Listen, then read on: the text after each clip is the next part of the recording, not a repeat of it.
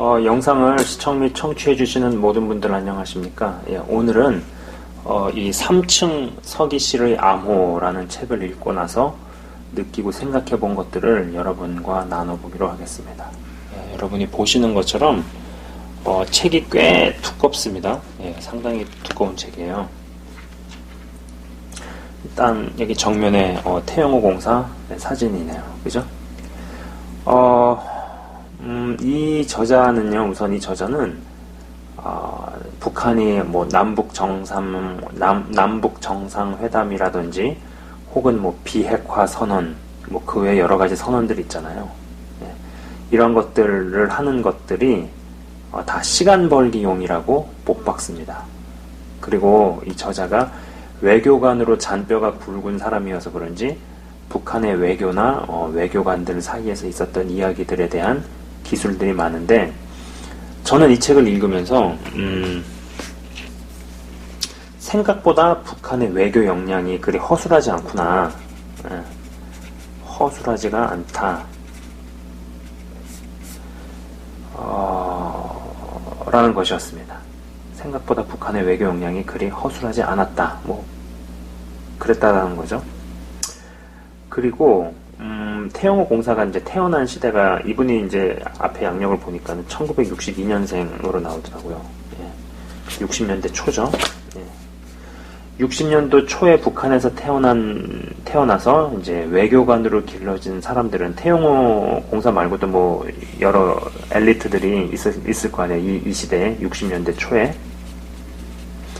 그때 엘리트 교육을 받고 외교관으로 길러진 사람들은 그래도 북한에 충성을 하는 마음이 있었던 사람들이라 생각이 되고, 그래도 이들이 외교 전선에서 수고한 덕에 이 북한 정권이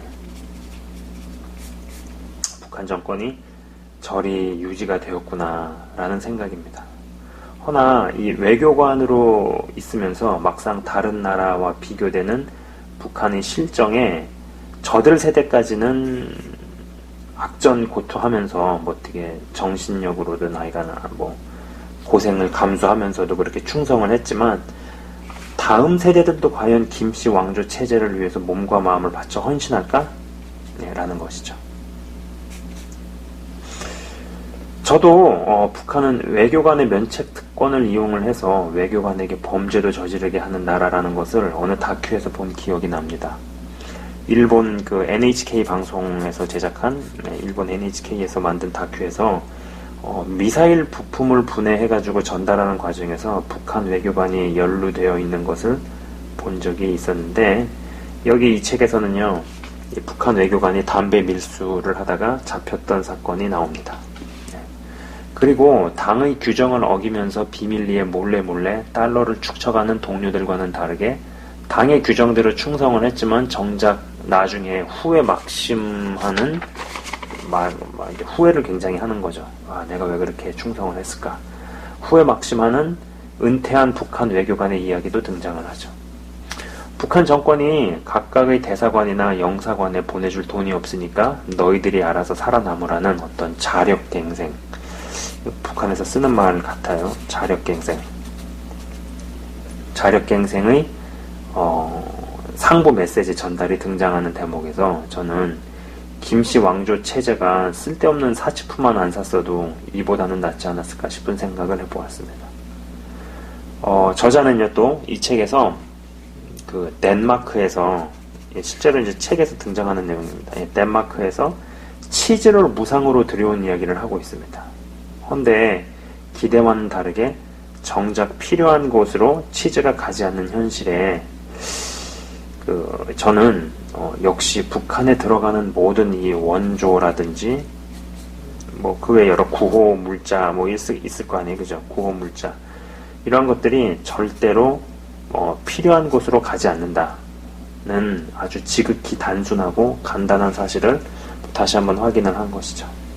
이 태영호 공사가 이제 아주 수고를 합니다. 수고를 해가지고 무려 운송비까지 해가지고 3,300만 달러.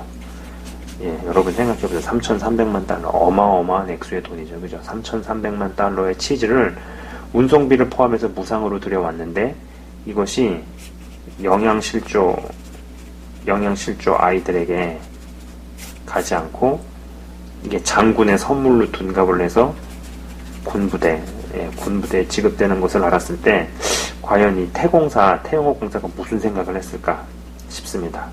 아마 이러한 실망들이 쌓여서 그가 망명을 결심하고 지금 북한 정권의 붕괴를 위해서 힘쓰는 것은 아닌가라는 생각도 들었습니다. 이 영상을 시청 및 청취하시는 분들은 이제는 아시리라 생각합니다. 이제는 아시리라 생각해요. 북한에 들어가는 모든 인도주의적인 지원금, 인도주의적인 지원금이나 뭐 구호물자, 뭐 그 외에 여러 가지가 있을 수 있겠죠, 그죠? 절대로 필요한 곳으로 가지 않는다라는 것입니다. 저는 이 북한 정권을 보면은요, 자국민을 인질로 잡고 때로는 여러 나라에 호소하는 방법과 때로는 여러 나라를 협박하는 방법을 번갈아 가면서 지금까지 그래왔다는 것을 이제는 다들 아실 겁니다. 제가 좀 약간 말을 이상하게 했네요. 북한 정권을 이렇게 보면은요, 자국민을 인질로 잡아서 어쩔 때는 인도주의적인 방법으로 호소도 하다가 또 어쩔 때는 또 이제 핵으로 뭐 협박하고 호소도 했다가 협박도 했다가 하면서 거기에 자국민을 갖다가 이용을 해서 정권들이 탈취하는 거죠. 예전부터 그래왔고 지금도 그러고 있는 중이죠, 그죠? 오래전에 한국의 교회들도 많이 걷어서 북한 정권에다가 퍼다줬습니다. 그 돈이나 이런 것들이 어디로 가서 어떻게 쓰였는지에 대한 것은 이제 뭐 다 아실 거예요. 뭐 제가 굳이 그런 얘기를 또다시 안 해도. 그죠? 그래서 그 서방에서는 이제 핵과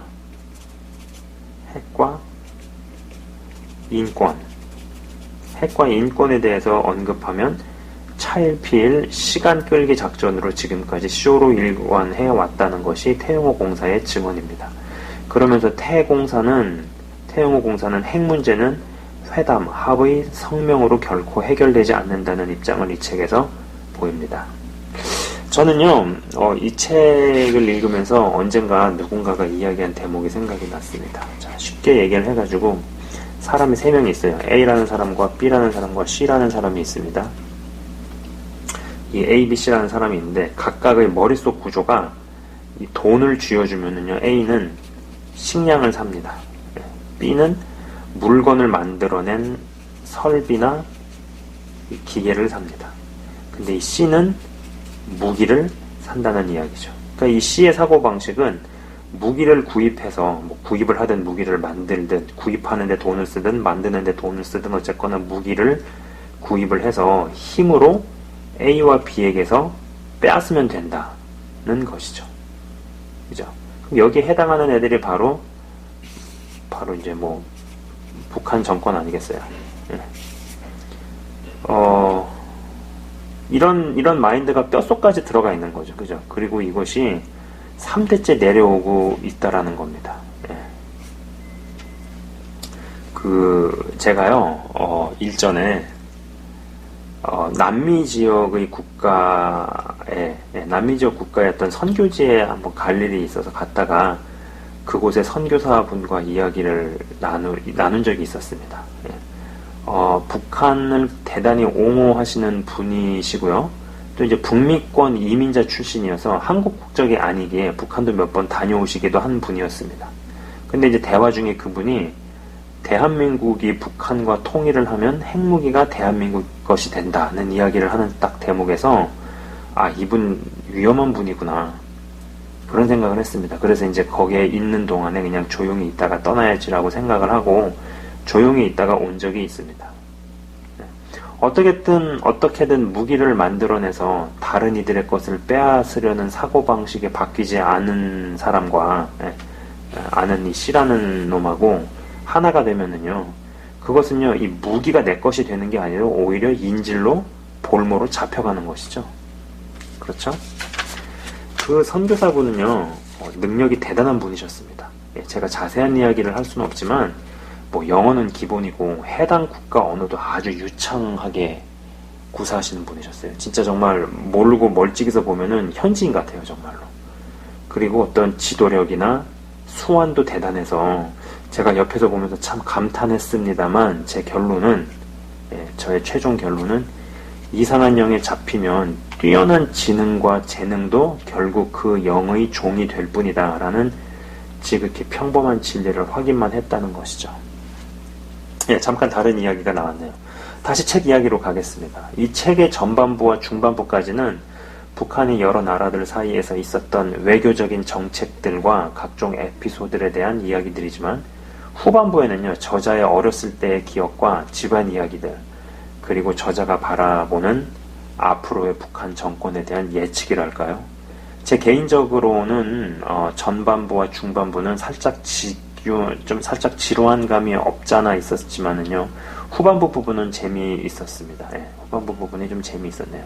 특히 이미 1980년대부터 김일성은 일종의 바지사장, 김일성은 일종의 바지사장 내지는 뭐 얼굴마담으로 김정일이 그렇게 한 거죠. 두 번째 리더십인 김정일이가 자기 아버지를 바지사장이나 얼굴마담으로 전락을 시키고 뒤에서 모든 실권을 김정일이 장악을 해버리고, 또 그러기까지 한 15년 정도의 시간을 거치면서 후계자 수업을 쌓았다면 지금의 리더십인 김정은은 그러한 과정도 없이 3대째 김정은 3대째 최고 지도자가 되었기에 아주 불안한 요소들이 많다는 것이 저자의 견해입니다.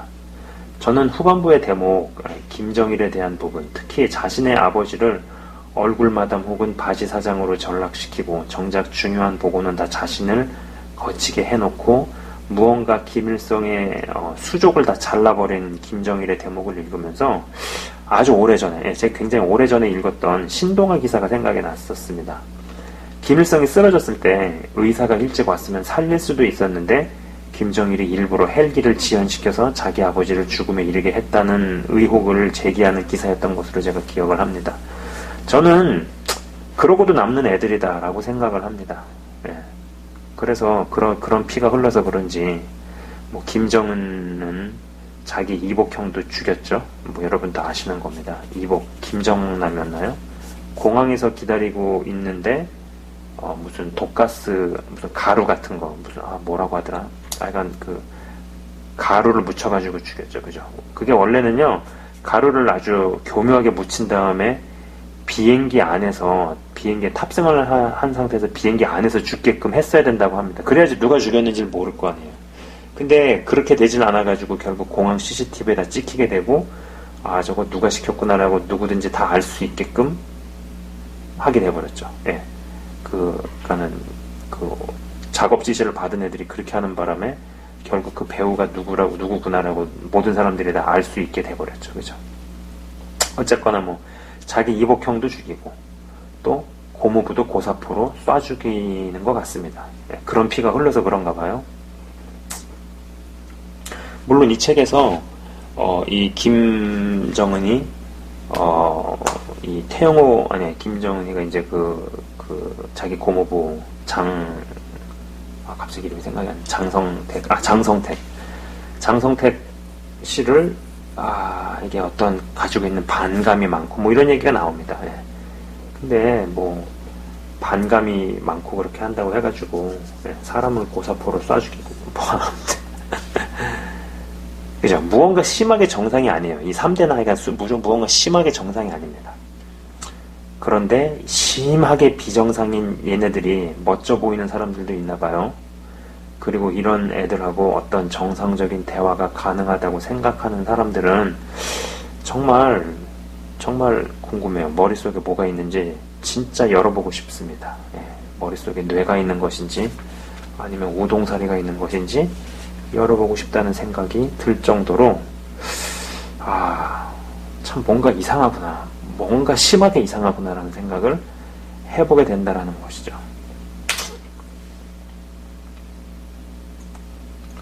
그 저자는 지금의 젊은 북한의 세대는 분명 우리와 다르다는 이야기를 여러 각도에서 이야기합니다. 첫 번째는 이미 많은 사람들이 무언가를 눈치채가고 있다는 것이죠. 자아 비판이라든지 생활 총화에서 졸거나 건성건성하는 사람들이 많아졌다는 이야기를 합니다. 오죽하면 김정은이가 이야기를 해도 졸거나 자는 사람들이 많아서 일부러 실내 온도를 낮추는 바람에 감기에 걸린 사람들이 많았다는 대목은 무언가 권위가 자기 할아버지나 자기 아버지만큼 안 되는구나 라는 것이죠. 네. 지도자가 되면은 지도자를 이렇게 따르게 만드는 무언가가 있어야 되잖아요. 그런 게 없는 거예요. 네. 그러다 보니까 어떤 공포 정치에 뭐 의존을 한다든지 뭐 하여간 그런 것들, 그죠? 자, 그리고 두 번째로는요, 이 장마당의 규모. 이 장마당의 규모와 증가를 이야기합니다. 사실 저자가 살던 시대에도 장마당은 존재했지만 이 장마당이라는 것이 북한의 고난의 행군이 시작되면서 오히려 중국 국경을 넘어가는 일이 빈번해지면서 먹고 살아야 되니까 정말 생존을 위해서 그렇게 시작이 된 거죠. 근데 이제 그러고 나서부터 이 장마당이라는 것이 더 커지기 시작했다는 이야기를 합니다. 이 장마당을 통해서 지금은 북한의 일반인들 중에서도 달러를 만지거나 뭐 부자들이 나온다는 이야기도 들어보았습니다. 이 장마당은 북한 정권도 건들지 못한다는 것이 정설이죠. 네. 그리고 이 태영호 씨도 책에서 밝히고 있지만은 장마당을 간섭하려고 했을 때 생각보다 사람들의 반발이 너무 세서 북한 정권도 놀랐다, 뭐 이런 얘기를 합니다. 뭐 그 대표적으로 또 이제 화폐 개혁도 하려다가 실패를 했죠. 네. 그때도 그렇게 반발이 그렇게 셀 줄 몰랐다라는 이야기를 하죠. 그리고 또 이 저자가 이제 후반부에서는 이런 것들을 다 얘기하는데 한류에 대한 이야기도 합니다. 너무나 많은 북한 사람들이 한국의 영화, TV, 드라마를 몰래 시청한다는 것이죠. 이런 이야기는 이제 놀랍지도 않은 수준이라고 봅니다. 모르긴 몰라도 아마 태영호 공사처럼 60년대의 사람과는 매우 다르게 80년대나 아니면 90년대 태어난 북한 사람들은 뭐가 달라도 무척이나 다를 겁니다. 그죠? 예, 배급제가 아닌 장마당 세대에서 거기에다가 한류 영향권에서 자란 세대에게 김정은 같은 리더십이 먹히겠느냐 이거죠. 예. 그리고 마지막으로 태영호 공사가 이제 북한의 기독교인들을 언급합니다. 저자가 기독교인인지 아닌지는 잘 모르겠습니다만 북한 정권이 기독교를 대단히 두려워할 것이라는 것은 쉽게 생각해 볼 수 있죠. 그죠? 이러한 부분에 대해서 많은 이야기를 할 필요가 없을 듯 합니다. 예, 이미 뭐 북한의 기독교라든지 북한의 이제 지하교인들에 대한 이야기라든지 뭐 영상은 오래전부터 있어 왔죠. 그죠? 많이 있어 왔죠. 그리고 이 책의 마지막 부분에 이제 태영호 공사가 이제 그런 얘기를 하는 대목이 조금 인상적이었어요. 무슨 이야기였냐면은 그 왜 여러분도 아시겠지만 동계올림픽을 얼마 전에 했잖아요. 몇 개월 전에. 근데 이제 거기서 북한의 고위층이 왔었는데 요 대목입니다. 여기 보면 뭐 이제 김영남의 눈물과 김여정의 미소라고 나오는데 평창 동계올림픽 개막식에 대한 이런 부분 나옵니다. 제가 이 부분 좀 인상적이었다라고 생각을 하는 게요. 제가 요 대목만 조금 잠깐 읽어볼게요. 한국에 체류하며 김영남은 여러 번 눈물을 흘렸고 김여정은 몇 차례 옅은 미소를 지었다. 이 장면은 한국 언론에 수없이 보도되었다. 그 눈물과 미소의 의미는 무엇이었을까? 김영남은 전문 외교 일꾼으로 많은 국가를 방문했지만 한국은 처음이었다. 그는 해방 후 소련군이 북한에 세운 마르크스 레닌주의 학교에 들어가 공산주의 사상을 배웠고 6.25 전쟁 때는 소련에 들어가 유학 생활을 했다. 90평생을 북한의 진정한 공산주의, 사회주의 사회를 건설하는 데 바쳤다고 할 수 있다. 내가 알고 있는 김영남은 매우 냉철한 사람으로 웬만해서는 눈물을 흘리지 않는다. 북한에서 유력자로 인사권, 표창권, 징벌권의 유무로 판단하는데 북한에서 유력자는 그러니까 유력한 인물일수록 아주 센 권력을 가진 사람이면 사람일수록 인사권과 표창권과 징벌권이 있다라는 얘기겠죠. 예. 그런 징벌권의 유무로 판단하는데 김영남은 중앙당 국제비서 외교부장 상임위원회 위원장 등 고위 직책을 거치면서 이 세 가지 권한을 행사할 수 있는 기회가 있었다. 하지만 결코 그 권한을 쓰지 않았다. 권한을 쓰는 순간 주변에 사람이 모이고 아첨꾼이 생긴다. 그러면 김정일이나 김정은의 견제를 받을 수 있고 한순간에 목이 날아갈 수도 있다는 것을 너무나 잘 알고 있었다. 그는 적지 않은 처형과 숙청의 위기를 피했고 그 흔한 혁명화조차 받아보지 않았다. 말하자면 김영남은 냉철하고 처신에 능한 공산주의자다. 그런 그가 눈물을 흘린 이유는 무엇이었을까? 짐작은 되지만 굳이 설명하지는 않으려고 한다. 예. 그리고 이제 김여정은 한국의 발전상을 본 북한 응원단과 예술단 성원들이 북한 체제를 계속 지지할 것인지 상당히 우려했을 것 같다. 체제 유지를 위해서는 핵과 미사일을 포기하면 안 되겠다는 각오 또한 더욱 굳게 다졌을 것이다. 그런 감정의 교차가 몇몇 언론이 쓴 표현대로 모나리자의 미소와 같은 미묘한 표정을 짓게 하지 않았나 생각한다. 북한 예술단과 응원단이 한국을 떠나는 모습을 보니 모두들 얼굴이 밝지 못했다. 그들이 한국에서 보낸 시간은 그들의 머릿속에서 평생 지워지지 않을 것이다. 그렇죠.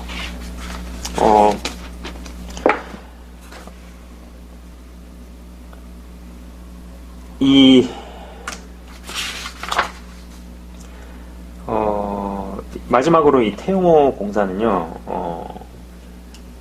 그렇게 자꾸 뭐랄까요, 소프트 파워에 대한 이야기를 합니다. 그리고 결국은, 자기 자신들, 사람들이 하나씩 둘씩 더 깨어나야 된다라는 것을 강조를 하죠. 일종의, 그리고 이제 어떤 결론적으로 어떤 노예 해방이라는 표현까지 써가면서 이렇게 하고 있는데, 저는 이분도 나름 꽤 고위층으로 있다가 탈북을 했잖아요. 탈북을 했고, 그리고 책에서도 잠깐 내용이 등장을 하지만은 자신처럼 이렇게 탈북을 한 사람들이 어떤 사명감을 가지고 이렇게 일선에서 이런 일들을 하는 사람들이 있다라고 얘기를 하는 대목이 있습니다. 네. 그렇죠? 그리고 그런 어떤 더 실상이 드러나게 만들고 진실을 드러나게 만들어서 어떤 내부적으로 무너지게끔 해야 된다. 뭐 이런 것을 얘기를 하는 것 같아요. 이런 것을 제가 읽어볼 때 사람이나 어떤 사람이 무언가 원하는 것이 있거나 되고자 하는 그런 것이 있을 때 도움을 받는 것도 뭐 필요하겠죠. 예. 그러나 내가 그것을 원하고 바라지 않으면서 도움만 받아가지고 뭐가 되려고 하는 그런 것이 그렇게 실효성이 없구나라는 생각도 조금 해보게 됩니다. 지금은 제가 좀 약간 원고에 없는 이야기를 하고 있는데요. 아무리 정권을 무너뜨리고 노예 해방, 뭐 이분의 이야기대로 노예 해방을 시킨다라는 말이죠. 근데 그것이 정작 그 당사자들이 원하지 않으면, 또 당사자들이 깨어나지 않으면은 과연 그런 것이 큰 도움이 되겠느냐, 그런 이야기를 합니다. 네, 제가 이 책을 이렇게 읽으면서 이런저런 생각을 해봤고, 이 태용호 공사라는 분이 참 모르겠어요. 이분이 신앙이 있는 분인지 아닌 분인지는 제가 모르겠지만은 그래도 뭔가 여러 복잡한 마음이 있지 않겠나라는 생각이 듭니다. 그래서 어떤 사명감을 가지고 이러한 일들을 하시는 것 같아요. 사실 뭐 정작 그냥 본인 한 사람 그냥 편하게 살고자 마음을 먹으면은 뭐 그렇게 해도 지낼 수 있지 않겠나 싶은데 그러지 않는 것 같아요. 굉장히 적극적으로 일을 하시는 분 같다는 생각을 해봅니다. 예. 아무튼 오늘은요 3층 서기실의 암호라는 책을 읽은 제 나름대로의 어떤 생각들에 대해서 한번 나눠보았습니다. 예, 지금까지 시청 및 청취해 주셔서 대단히 감사합니다.